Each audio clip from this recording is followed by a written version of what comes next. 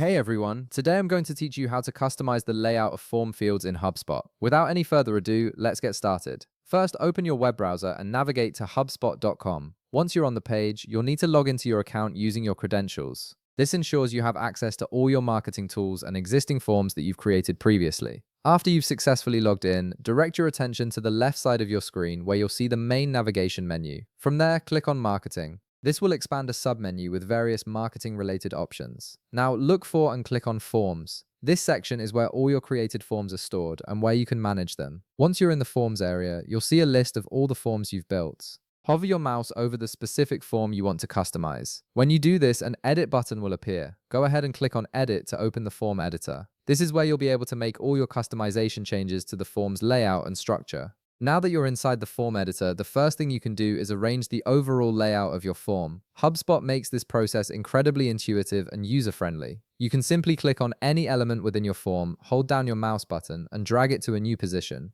Then drop it wherever you want it to appear. This drag and drop functionality allows you to reorganize your form fields quickly without any complicated coding or technical knowledge. If you want to add new elements to your form, look over to the left side of the screen and click on the plus icon. This will open up a panel displaying all the available form elements you can add. From here, you can find and select any element that suits your needs. For example, let's say you want to add a single checkbox. Simply find single checkbox from the list of available elements and click on it to add it to your form. After adding the checkbox, you'll need to input text that describes what that checkbox is for. This could be something like subscribe to our newsletter or I agree to the terms and conditions. Whatever makes sense for your specific form and business needs. This text helps your visitors understand what they're agreeing to or selecting when they check that box. Here's another powerful feature of the HubSpot form editor. You can also drop an element on the side of other elements, creating a multi-column layout. This is particularly useful when you want to save space on your form or group-related fields together horizontally.